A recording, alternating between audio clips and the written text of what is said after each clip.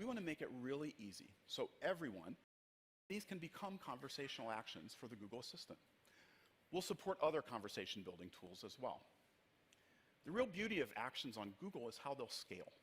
Further into the future, they'll work in purely voice-enabled experiences, on text-based experiences, and in hybrid interfaces. This will let partners reach people through the Google Assistant everywhere. Now, of course, actions aren't very useful unless they're easy for users to find. People shouldn't need to pre-enable skills or install new apps. We think this is an important dimension. Just ask the Google Assistant for what you want, and Google will have the right kind of help for you. Now, we've been hard at work with many developers, publishers, and businesses that have helped us refine actions on Google. So the partners shown behind me across areas like home automation, music and entertainment, news, transportation, and many other categories are building things for the Google Assistant. I'm really excited to share more about actions on Google in December, but in the meantime, you can visit developers.google.com/actions to learn more or to sign up for news and updates. Now, as we've been developing the Google Assistant, we've been asked by many device makers if they can incorporate the Google Assistant into their products. We imagine a future where the Assistant will be ready to help in any context from any kind of device. So to make this a reality, we're developing the embedded Google Assistant SDK. So whether you're tinkering with a Raspberry Pi in your basement or you're building a mass-market consumer device, you'll be able to integrate the Google Assistant right into what you make.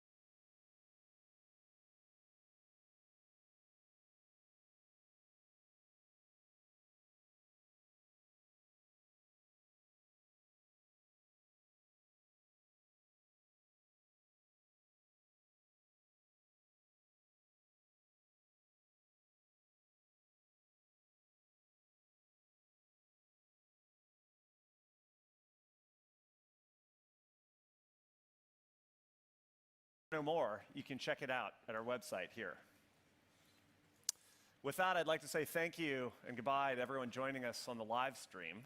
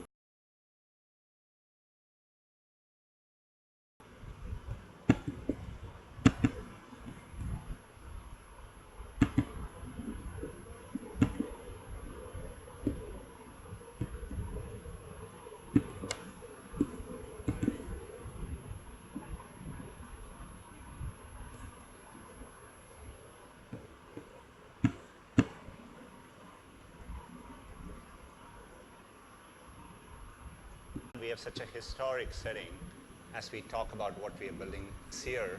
We talked about our vision for that future. We're at a seminal moment in computing. If you step back and think about it, computing has always had big shifts every 10 years or so. It all started in the 80s, early 80s, when the personal computer reached the mainstream. It was the first time computing touched the lives of many people, revolutionized the way they work. Roughly a decade later, in the mid-90s, the web arrived. It is arguably the biggest platform shift we have seen in our lifetimes.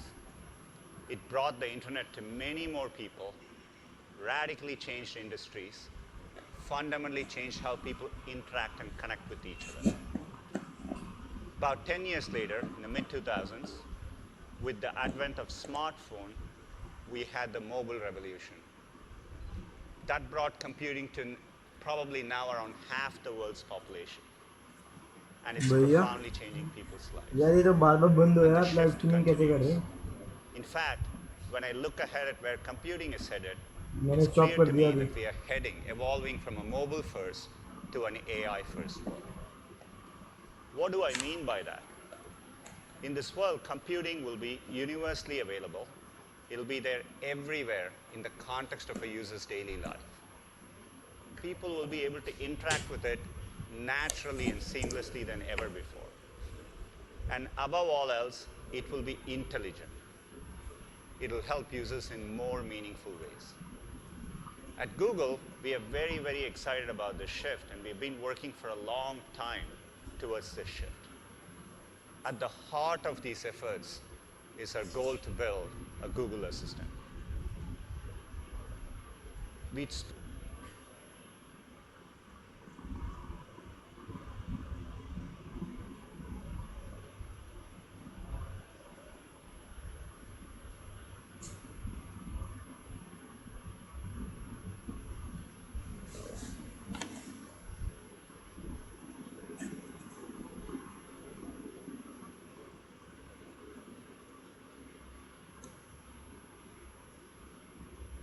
Spoke about the Assistant earlier at Google I/O this year.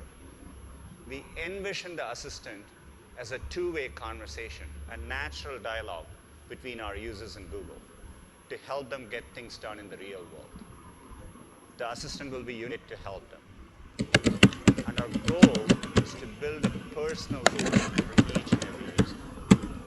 Just like we built a Google for everyone, we want to build each user his or her own individual Google. To capture our vision for what the Google Assistant is, we put together a short video, so let's take a look.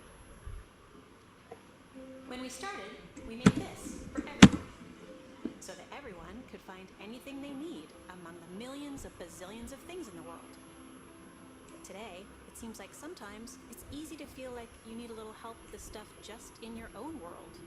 Your photos, phones, trips, reservations, and so on and so on. Wouldn't it be nice if you had some help with all that? Wouldn't it be nice if you had a That's why we're building a Google Assistant. Hi, Dave. How can I help? You just ask it what you need. Okay, Google, what do I have to do today? And your assistant understands and helps you out. You can even carry on a conversation with it. How long will it take to get to downtown Chicago from home? Here you go. What restaurants are there? Book a table at Cortino Restaurant. Sure. And the assistant is always there for you. So if you're on the road, you can ask it where to fill up. And if you're at home, you can ask it to play some music. Or if you're in a chat with a friend, it can show you what's playing tonight. It's like your own personal Google. Naturally, anything you share with it is safe and secure. And the more you use your Google Assistant, the more useful it becomes. Remember, my byte combo is 326. Got it. And soon, you'll be able to access it from all sorts of places, so it will be everywhere you are. We made this for everyone. And today, 1000 से इसके it's for you. 2649 पहुंच गया watching now कैसे वापस चालू हो गया क्या? हाँ So as you can see, that's our early vision for how we want to build a Google Assistant. We're ये just वही getting वही शो कर started, रहा है. but in many ways, we've been Oh. working hard at this problem ever since Google was इसको तो कर founded सकते 18 हैं लाइव years स्ट्रीम ago. सीधा. We have invested in deep areas of computer science. Today, ये उल्लू बना our रहा है लोगों को knowledge तगड़ा graph वाला has over बाकी सब 70 शो कर रहे billion हैं facts about people, places, and things, and we can answer questions based on that. Our natural language चल processing रही है is what helps us make Google truly mic audio conversational with our users. Desktop audio And we've control built नहीं है state-of-the-art machine नहीं translation, mic audio image recognition, and voice recognition systems. And each of these areas is being turbocharged by the progress we are seeing with machine learning and AI. A few months ago, we captured the world's attention when DeepMind won the World Go Championship against Lace et al., one of the finest players of our generation. It showed the external world the moment for AI has arrived, but for us, the progress has been continuous and the strides are huge. In fact, in the 3 months since AlphaGo played that game, we have had meaningful launches and how machine learning is impacting the products we build. Let me talk about 3 examples, all of which we have talked about in the past 3 months since the AlphaGo moment. First, image captioning. Image captioning is how computers try to make sense of images they look at. And we first launched our machine learning system in 2014. It was a state-of-the-art system, and our quality was around just over 89%. Our newer machine learning systems now, the quality is close to 94%. 4% may not sound like much to you, but first, it's really hard to increase quality at these levels because we are trying to approach human level accuracy. And second, every single percentage point translates into meaningful difference for our users. So for example, if you take a look at the picture behind me, about 2 years ago, we used to understand this picture as a train is sitting on the tracks. Now, we understand the colors, so we describe it as a blue and yellow train is traveling down the tracks. Or if you look at this picture, 2 years ago, we understood it as a brown bear is swimming in the water. Now, we can count, our computing systems can count, so we understand this as 2 brown bears sitting on top of rocks. Advances like this is what helps us when you're in Google Photos find the exact pictures you're looking for and be a better assistant to you. Another example, machine translation. We've been doing machine translation for a while. And historically, our systems are statistics-based, and we translate at a phrase-by-phrase level. So we translate individual phrases and combine them to form a translation. So if you look at this Chinese to English translation, you can see it makes sense, but it's not quite the way humans would translate it. Just recently, we announced our first end-to-end self-learning, deep learning machine translation systems. Rather than working at a phrase level, they take entire sentences and model sentences as outputs. And that's what you see in the middle. And you can see it is approaching human-level translation. You can look at this quantitatively, and we have a way to measure these things quantitatively. And if you look at our previous phrase-based system, it was quite far from the human system, and we closed a significant gap with our new machine learning systems. In fact, the progress for Chinese to English is so significant. Last week, we rolled it out in production, and so today, if you pick the Google Translate app, mobile app, and try to translate from Chinese to English, you're using our newer machine learning systems. And the progress has been amazing. We'll literally translate billions of queries over the coming year. This is what will help us if a user in Indonesia is using the Google Assistant, we can find the right answer, even if it doesn't exist in their local language, translate it on the fly, and get it to them. Another example, text-to-speech. Text-to-speech is what we call when computers read something aloud back to you. So when you ask Google a question, who is the Prime Minister of Canada, we understand the text and try to make it as natural as possible for you. Justin Trudeau is the Prime Minister of Canada. So this is text-to-speech. The way we record them for thousands of hours, we make them say short phrases and then combine them to be as natural sounding as possible. Again, deep learning is showing the way. DeepMind just published a paper with a new technology called WaveNet. It's a deep learning model where rather than modeling phrases, they actually model the underlying raw audio waves to generate a much more natural sound. You can again see the WaveNet model is getting much closer to human speech.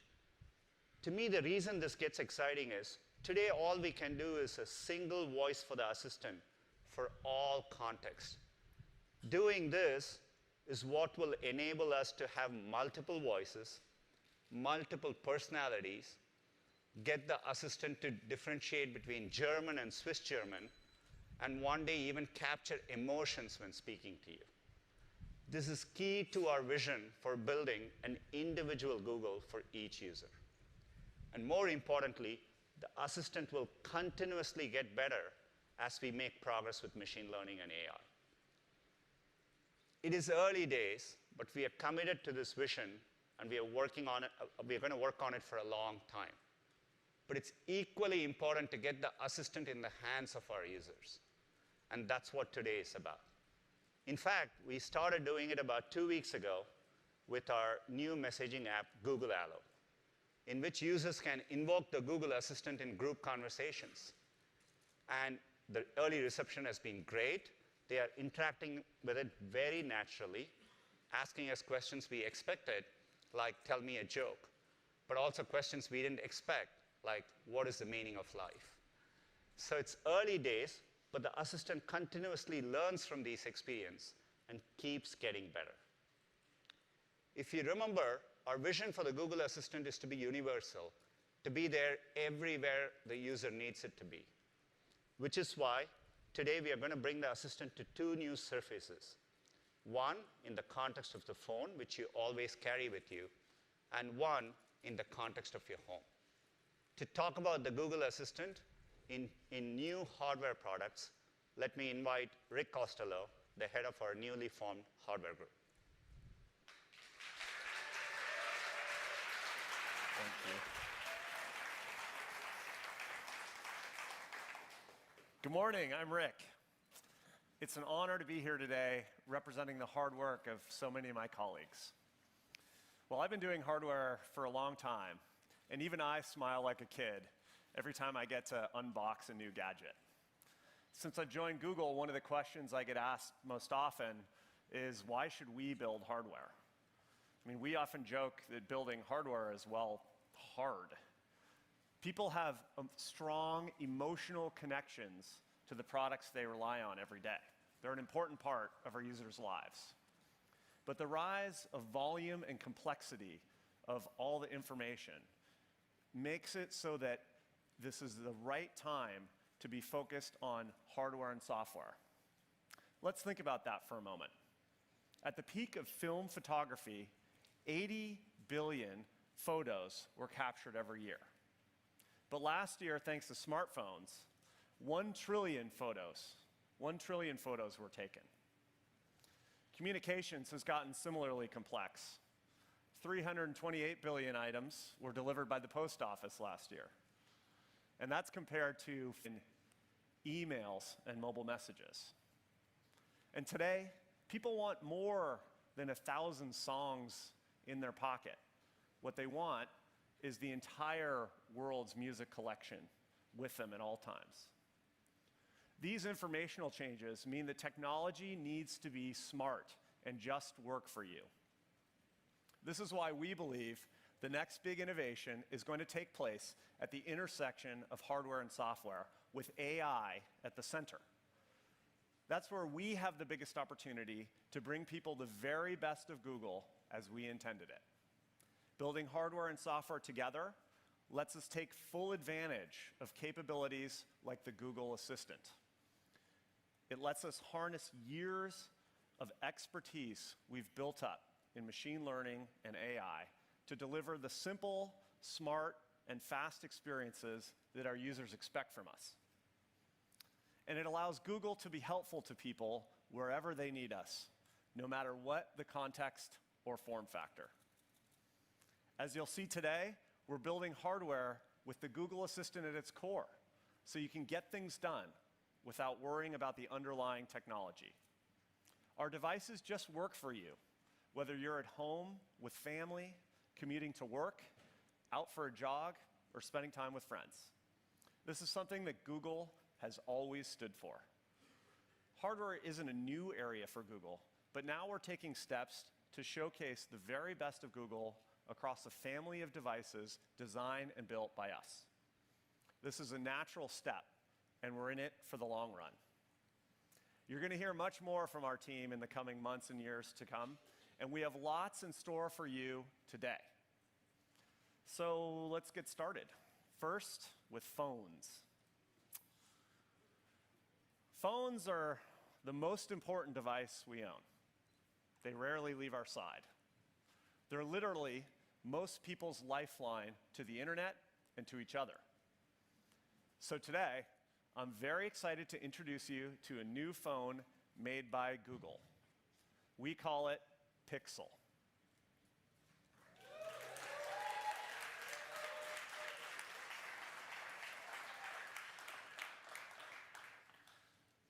For those of you who followed Google for a while, that name might sound familiar to you. For us, it's always represented the best of hardware and software designed and built by Google. Let me tell you a little bit more about Pixel. We designed everything about Pixel, from the industrial design to the user experience. Everything is simple and easy to use, something Google has always stood for. I really love how this phone looks and feels. The rear glass creates a bold, iconic element that gives Pixel personality and character. The polished aluminum case gives the phone a distinct look. And there's a subtle wedge from the top to bottom that keeps it thin where your hand most naturally grips it. And there's no unsightly camera bump. And while Pixel's beautiful, what really makes it come to life is how the hardware and software work together. It's the perfect example of how the best of Google smarts combines to make a great, simple user experience. So today, we're going to tell you about 5 things. First, we're excited to announce that Pixel is the first phone with the Google Assistant built in.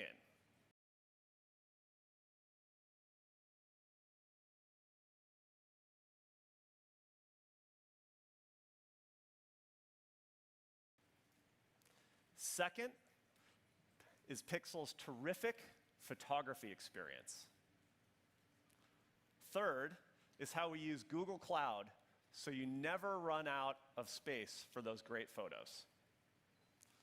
Fourth is how we let people talk to each other much more easily, no matter what operating system or device they use. And finally is how Pixel is made for mobile virtual reality. To tell you more about Pixel, I'd like to invite my colleague, Brian, to the stage. Thank you.